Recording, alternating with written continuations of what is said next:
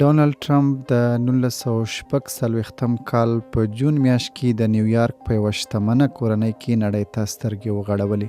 د هغه پلار فریډ د جایدادونو د خرڅلاو یو کامیاب سوداګر او ټرمپ هم د پلار په پل کېښود. ټرمپ د خپل پلار نه میلیونونه ډالره پور کړل او یوه سوداګریزه امپراتوري جوړه کړه چې د ده په وینا په بیلیونونو ډالر ارزښت لري او پکې لوکس هوټلونه، قمارخانې او د ګالف د لوبې میدانونه شامل دي.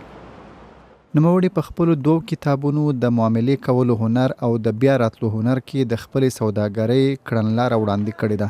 په دې کې لومړی ګام دا ښودل شوی چې لوړ فکر وکړه. ما د سوداګرۍ د یو کتاب په حیث دا لیکلی و، خو دا ډیر زیات شخصي شو او پرشتو هم ډیر څه لري او د سوداګرۍ په کتاب کې دا شامل دي چې یو څوک څنګه کامیاب شي، له بدمرغیو څنګه راوځي او زما په اند دا هغه څه دي چې خلک یې لوستل غواړي، لکه تاسو چې یې وینئ او هر څه ستاسو په وړاندې دي. کتابونو لوی بازار درلود او له ټرمپ سره یې د نوم په ګټلو کې مرسته وکړه. همدارنګه د ماډلو سره د ودونو لړۍ هم هغه زیات مشهور کړ. لومړی ایوانا زلنچکووا، بیا مارلا میپلز او بیا میلانیا کناوس چې د هغه اوسنۍ میرمن ده. مشهورو شخصیتونو د هالیوډ ځلا ودونو ته راوړله او ټرمپ پخپله هم پر حقایقو ولاړ د یوې خپرونې په وړاندې کولو سره د تلویزیون ستوری شو.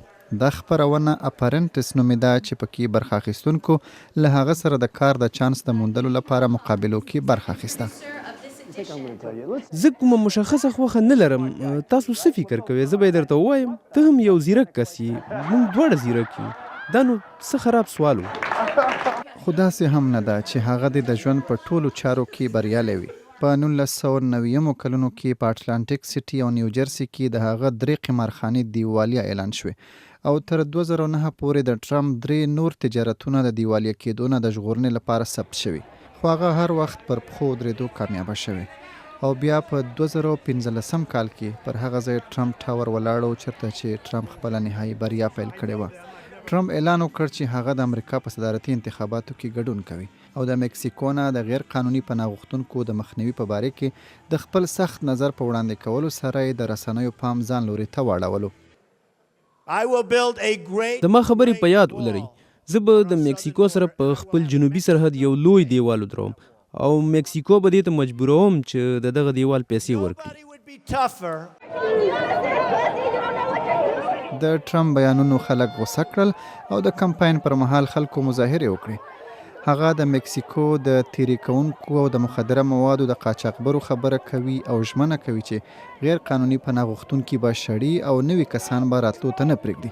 نوموړي دا هم ویلي و چې هغه به په موقتي ډول امریکا ته د مسلمانانو پر راتګ بندیز ولګوي. نوموړي وروسته څرګنده کړه چې له دې کاره یې موخه د ترهګرۍ نه د امریکا ژغورنه وه. خو شاید تر ټولو لوی جنجال لا اوس هم مخې ته راتلونکی و. واشنګټن پوسټ د ټرمپ یوه ویډیو ترلاسه او خپره کړه چې پکې نوموړی د میرمنو په اړه بدون له کیمرې نه شخصي خبرې کوي. دې کار په پراخ ډول غوغا رامنځته کړه. تاسو ته پته ده زه په اتومات ډول د ښایسته میرمنو خواته نږدې کېږم او د هغوی ښکلول پیلوم.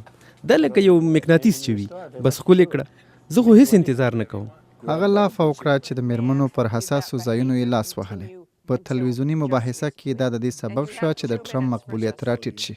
دا د پسخانې خبرې وې، زه پرې نه ویاړم. له هغې لږه موده پس یو شمېر میرمنو ادعا وکړه چې ټرمپ د هغوی له اجازې پرته ورته لاس ور وړی دی. ټرمپ دغه ادعاوې رد کړې.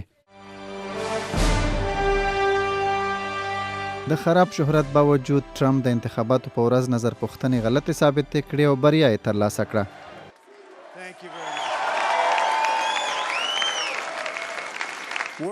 په ګډه په کار کولو سره به د خپل ملت د بیا رغونې او د امریکایي خوبونو د بیا نوي کولو لپاره بیړنی کار پیل کړو. خو یو نوي جنجال ورله مخې سر راپورته کړو. د امریکا استخباراتي ادارو تورونه پورې کړل چې روسیې د انتخاباتو د کمپاین پر مهال د ټرمپ د ګوند مخالفین هیک کړي او پر انتخاباتو د اغیز د شیندلو لپاره یې سپکونکي معلومات راویستي وو. له دغو تورونو وروسته په رسنیو کې داسې غیر مصدقه راپورونه خپاره شول چې کرملین د ټرمپ په اړه مخفي معلومات لري. د نیویارک په یوه خبري غونډه کې نوموړي دغه تورونه د درواغو خبرونه وبلل او د امریکا پر استخباراتي ادارو یې غیر مصدقه تورونه ولګول چې ناسم معلومات خپروي. زما خیال دی چې دا یو رسوایی ده او زه دا وایم چې دا کار لکه د جرمني نازیانو چې ترسره کړی وي. ټرمپ هغه مفکوره هم غلطه وبلله چې هغه د روسیې د ولسمشر ولادیمیر پوتین نه متاثره دی. که پوتین ډونالد ټرمپ خوښوي نو اندازه ولګوي چې دا یوه شتمني ده نه مسؤلیت. اوس زه په دې نه پوهیږم چې ګوندې زه به د ولادیمیر پوتین ترڅنګ ولاړ یم. زه هیله لرم چې داسې مې کولی شوی خو ښه چانس دا دی چې زه به داسې نه کوم. د انتقالي پروسې پر مهال ټرمپ چې هره ورځ کوم ټویټونه کول نو نړۍ ته اشارې ورکولې چې د هغه ولسمشري به څه ډول وي. نوموړي د جنوبي چین په سمندر کې د چینایي عسکرو په شتون پر نیوکې کولو او د تایوان د ولسمشر سره په خبرو کولو بیجینګ نارامه کړ او نوموړي د ایران سره په جوهري تړون هم سخت تنقیدونه وکړل. هغه وایي همداسې به ټویټونه کوي خو اوس به نړۍ د هغه عملي کارونه ګوري نه دا چې پر بیانونو یې قضاوت وکړي.